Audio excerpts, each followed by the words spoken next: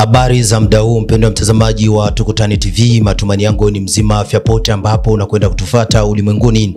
Ni muda mzuri wa kuleta taarifa yetu ya habari ambayo itakwenda kuangazia vitu tofauti tofauti, hususan tutakuwepo na habari zitokazo huku mashariki mwa Jamhuri ya Kidemokrasia ya Kongo, ambapo tutakwenda kuonyesha amani ni dhaifu sana mashariki mwa Jamhuri ya Kidemokrasia ya Kongo. Pia tutakwenda kuangazia migogoro ya kibinadamu ambayo inaendelea huku, migogoro ya makabila ambayo inaendelea mashariki mwa Jamhuri ya Kidemokrasia ya Kongo, na hali ambayo inaendelea kuzorota siku hadi siku kwa wananchi wote ambao wanapatikana Kivu Kaskazini na Kivu Kusini. Vile vile tutakuwepo nchini Tanzania ambapo hali ni tete kwa sasa. Maandamano na ghasia na vurugu kali, uvunjaji wa vitu na uharibifu wa vitu tofauti tofauti waendelea nchini hapo. Mimi niite Juma J Masuku, kwa nyuma kamerani Pepe Wewe Lonja, nitakuwepo na mwenzangu Dynamic Malembe ambaye atakwenda kuangazia taarifa kutoka nchini Tanzania.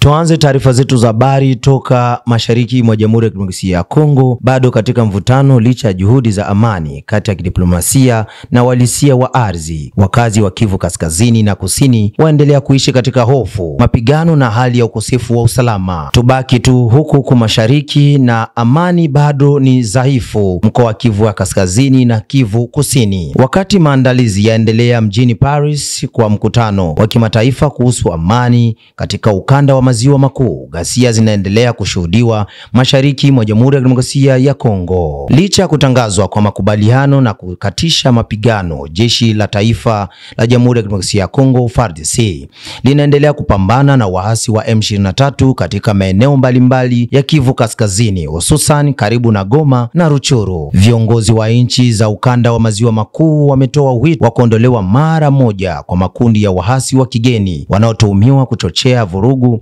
katika eneo hilo. Hata hivyo, hali bado ni ngumu kwa wananchi ambao wanaendelea kuteseka kutokana na hatari za usalama hafifu, masoko kufungwa, barabara kukatwa na maelfu kulazimika kuhama makazi yao. Tubaki tu huku mashariki mwa Jamhuri ya Kidemokrasia ya Kongo ambapo mgogoro wa kibinadamu unazidi kuongezeka. Hali ya kibinadamu inazidi kuwa mbaya. Maelfu ya familia zimelazimika kukimbia kutokana na kuendelea kwa mapigano. Vijiji vingi vya Kivu Kaskazini vimebaki vitupu, wakazi wake wamehamia kwenye kambi za muda au kando ya barabara kuelekea Kivu Kusini.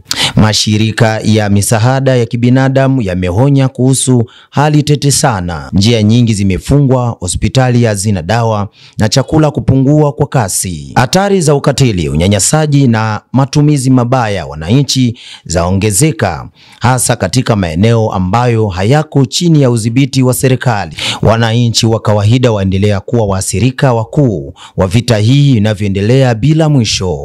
Tubaki tu huku mashariki mpendwa mtazamaji, ambapo mgogoro wenye hatari za kanda. Umoja wa Mataifa umeonya kuhusu uwezekano wa kuongezeka kwa mgogoro katika ukanda mzima. Mapigano haya yanaweza kuvuruga utulivu wa ukanda wa Maziwa Makuu na kuathiri moja kwa moja nchi jirani kama Rwanda, Uganda na Burundi. Wimbi la wakimbizi, kufungwa kwa njia kuu za biashara na kuongezeka kwa misuguano ya kidiplomasia kunazidi kuzoofisha eneo hili ambalo tayari limekuwa likipita machungu kwa miongo mingi. Kabla hatujafika kikomo ya taarifa zetu za habari, tukupe tena habari zinazotoka huku mashariki mwa Jamhuri ya Kidemokrasia ya Kongo. Mustakabali wenye mashaka kwa wakazi wa mashariki.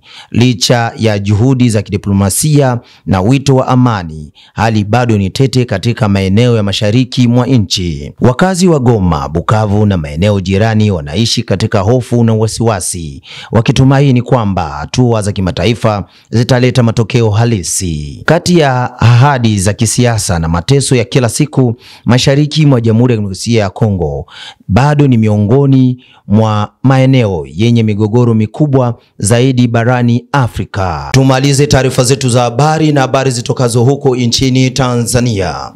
ambapo uchaguzi mkuu uliofanyika nchini Tanzania wa tariki 29 Oktoba mwaka 2025.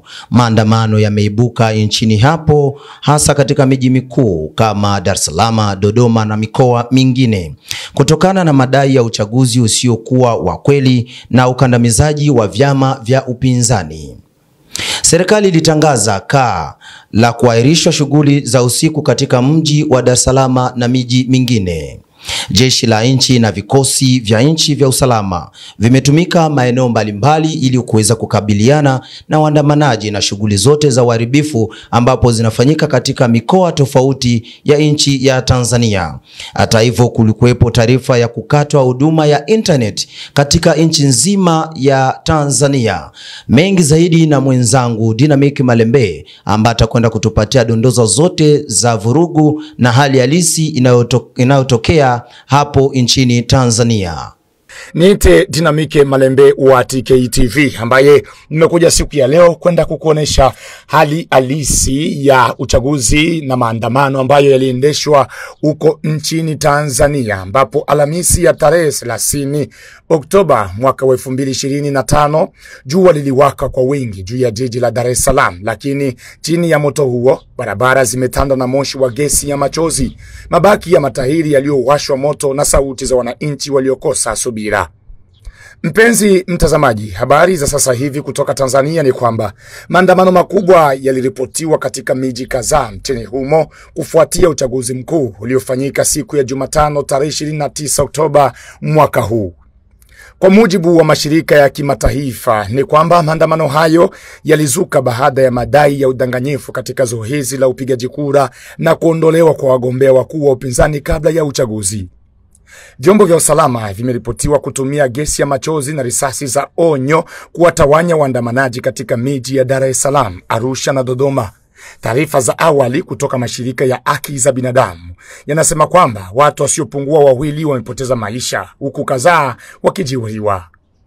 Hata hivyo, jeshi la polisi nchini Tanzania limekanusha madai ya matumizi ya nguvu kupita kiasi, likisema kuwa lililazimika kuchukua hatua kudhibiti vurugu zilizoanza baada ya makundi ya vijana kujaribu kuvuruga amani.